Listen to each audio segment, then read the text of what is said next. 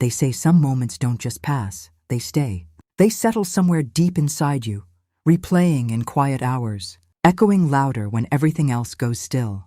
I used to think that was exaggerated, something written for movies or novels, something dramatic people said to make ordinary pain feel meaningful. But now I know better, because I have a moment like that. It begins with a knock, soft, hesitant, almost uncertain. Like the person on the other side already knew the answer might change everything. And the worst part? I opened the door. Before that moment, my life wasn't broken, not visibly. Not in a way anyone would point at and say, something is wrong here. From the outside, it looked fine. I had been married to David for 11 years.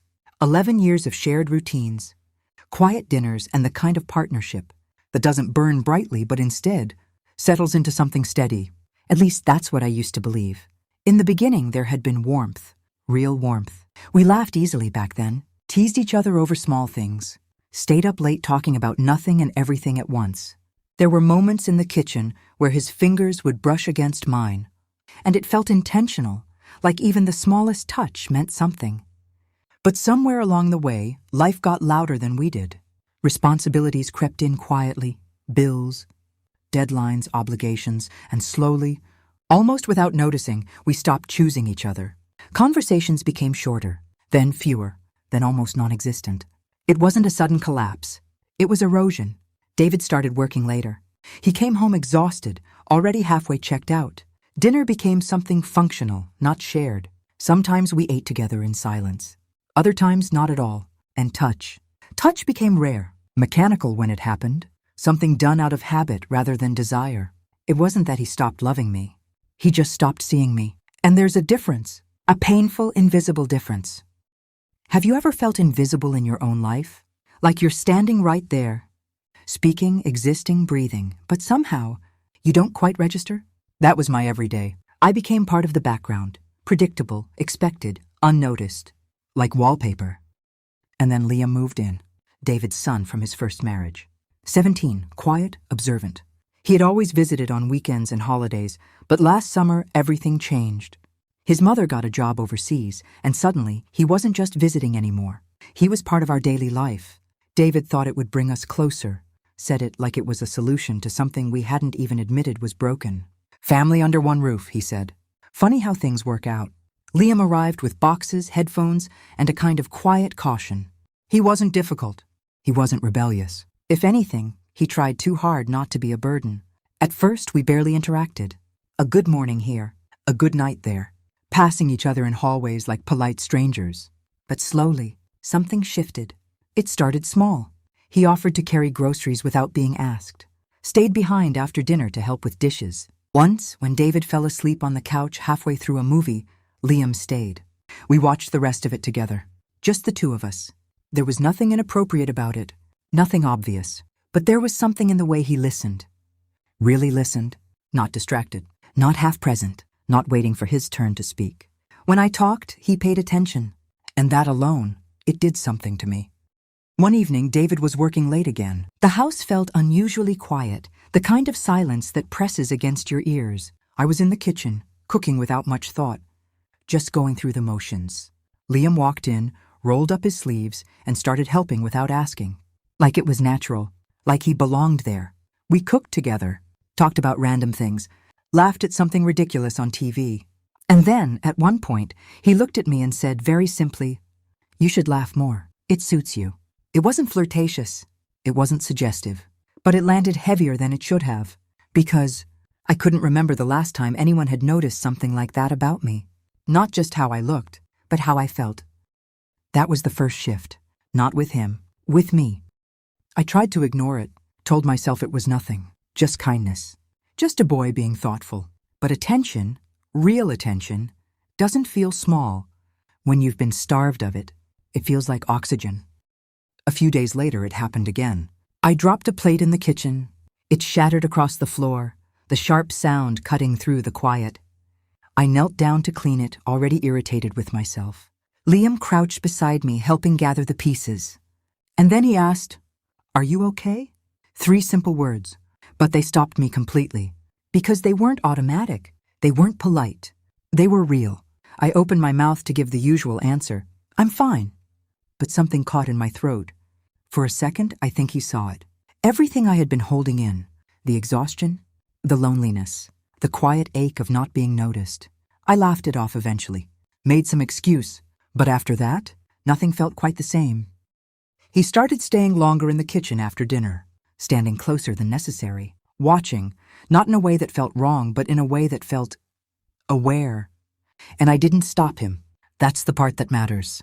I didn't stop him because I liked it. I liked being seen, not as someone's wife, not as someone's responsibility, but as a person, as a woman. Then came the question. It was late. The house was quiet.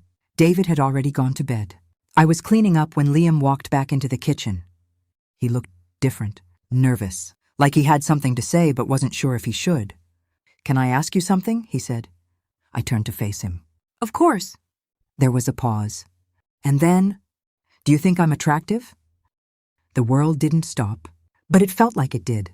The air changed, thickened. I didn't know how to respond, didn't know what answer wouldn't break something, because it wasn't just a question. It was a line, and we both knew it. I should have shut it down, laughed it off, redirected the conversation, reminded him and myself of what we were to each other. But I didn't. I just stood there, silent. And sometimes silence says more than words ever could. He looked away first, muttered, "Sorry, I shouldn't have asked," and left. That night, I lay in bed next to David. He was asleep, turned away from me like always. I reached out, just lightly, touching his back, just hoping he might wake up, turn around, ask me what was wrong. But he didn't move. He never did.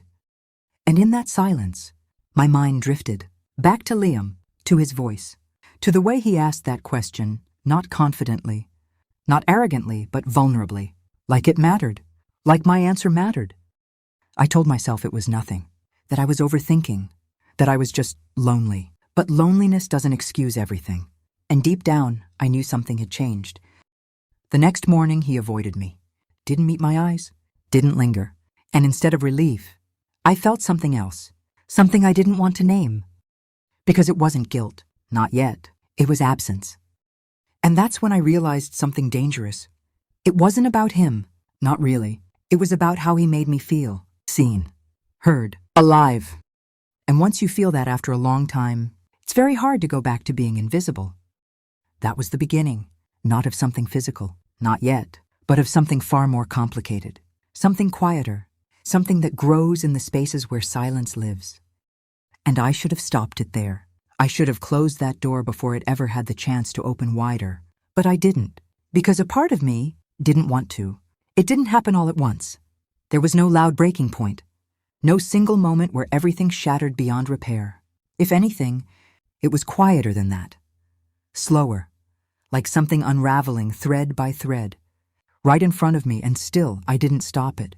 After that night in the kitchen, after his question hung in the air between us unanswered, something shifted permanently, not visibly, but undeniably. Liam became distant. Not cold, not rude, just careful. He still said, "Good morning," still asked if I needed help. But there was space now, measured distance, like he had stepped back to protect himself, or maybe to protect me.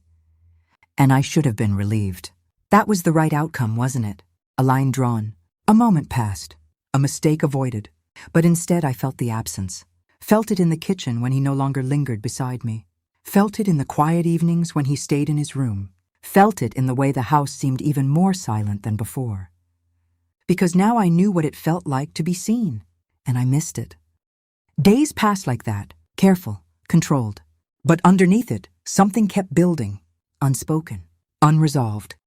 It started again with questions, not direct ones, not like before, but quieter, deeper. We found ourselves alone in the same spaces again. Kitchen, living room, hallway. And slowly, cautiously, conversations returned. But they weren't casual. They were personal. "Do you ever feel like your life just stopped changing?" he asked one evening. I paused, because it wasn't a question a 17-year-old should be asking. Or maybe it was. Maybe he was just more aware than most. "Sometimes," I admitted. He nodded like he understood more than he should. Another day. "Do you think people can fall out of love without realizing it?" That one hit harder. I didn't answer right away, because I already knew my answer. Yes, I said eventually. I think it happened slowly. So slowly you don't notice until you're already there. He looked at me for a long moment after that, and I knew he wasn't just asking. He was seeing. That was the dangerous part. Not the questions, but the understanding behind them. One afternoon, everything shifted again. I had just stepped out of the shower, wrapped in a towel, lost in my own thoughts. The house was quiet. I assumed I was alone. Until I wasn't. I stepped into the hallway, and there he was. At the far end, still, watching. Time didn't freeze, but something inside me did. I expected him to turn away immediately, to look embarrassed, to apologize. But he didn't. Not right away. His eyes met mine and stayed there. Not inappropriate, not aggressive, just aware, present, seeing me in a way that felt too real. I tightened the towel instinctively, stepping back into the bathroom, closing the door behind me. My heart was racing, but not entirely from fear, and that terrified me more than anything. That night I tried to forget it, tried to bury it under routine, under distraction. I sat on the couch watching an old movie, one David and I used to love. Alone. Halfway through, I felt the couch dip beside me.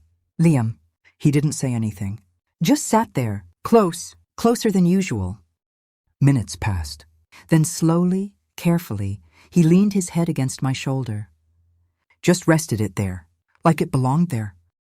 I didn't move, didn't speak, didn't breathe properly. I just sat there, feeling the weight of him, the warmth, the quiet trust in that simple gesture. I trust you, he whispered after a while. His voice was soft, fragile.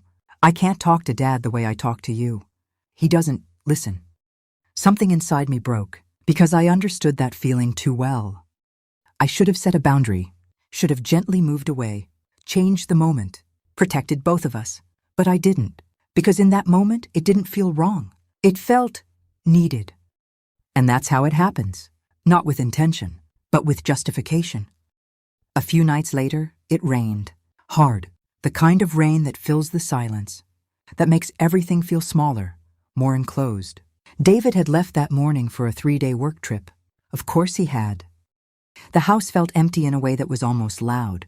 I was folding laundry in my room when I heard the knock. Soft, hesitant, familiar.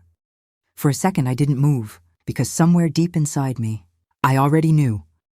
I opened the door, and there he was.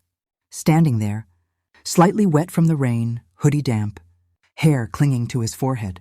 He looked different, not like a boy, not entirely. I have a request, he said quietly. I should have said no right there, before he even spoke, before anything else had the chance to happen. But I didn't. I stepped aside, let him in. He sat on the edge of the bed, hands clasped, nervous energy radiating off him. I've never kissed anyone, he said after a moment. My chest tightened. I don't want it to be meaningless, he continued. I want it to matter. Then he looked at me, and I trust you. There it was. Not desire, not manipulation, trust. And somehow, that made it harder. There were 1,000 things I should have said. 1,000 ways I could have stopped it. But none of them came out, because part of me wasn't thinking about consequences. I was thinking about what it felt like to be chosen, to matter. He stood slowly, gave me time to stop him, time to say something, anything. I said nothing. When his hand brushed mine, I didn't pull away. When he stepped closer, I didn't step back. When his eyes searched my face for rejection, I didn't give it.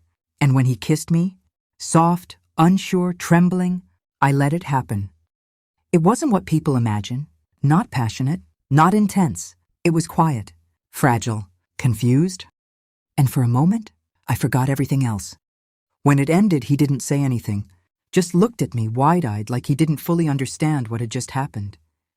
Then he left. And I was alone, again, but not the same. The next morning, everything had changed. He avoided me completely, didn't meet my eyes, didn't speak unless necessary, moved through the house like a ghost. And this time, I felt it, the guilt. It didn't hit all at once. It crept in, slowly, like something cold settling under my skin. I tried to act normal, tried to pretend nothing had happened, but the silence between us was louder than ever. When David came home, nothing looked different. He greeted me the same way, talked about his trip, fell into the same routines, But I saw everything differently now. Every missed glance, every distracted response, every moment where I disappeared in front of him. At dinner, the three of us sat together. A normal scene, but nothing about it felt normal. Liam barely spoke. David barely noticed. And I sat there, caught between them, carrying something neither of them fully understood. That night I lay awake again, but this time it wasn't emptiness keeping me up. It was awareness. What had I done? The question followed me for days, weeks. Was I a monster, or just human? Because the truth wasn't simple. I didn't plan it, didn't seek it out, but I didn't stop it either. And the worst part? I didn't fully regret it. I regretted the situation, the tension, the damage. But the feeling? Being seen, being wanted, being real again, that part stayed. And that's what haunted me, not just the moment, but the truth behind it. Because sometimes the most dangerous thing isn't crossing the line. It's realizing you wanted to. Liam eventually returned to his distance, built walls again, and this time I didn't try to break them. We never spoke about it, not once. But it stayed, in the silence, in the glances we avoided, in the spaces we no longer shared. And life went on, the way it always does. But I changed. Because once you see yourself clearly, not who you think you are, but who you're capable of being, you can't unsee it. And that's the thing no one tells you. Some lines, even if you only cross them once, never really disappear. They stay with you, quiet, unspoken, but always there,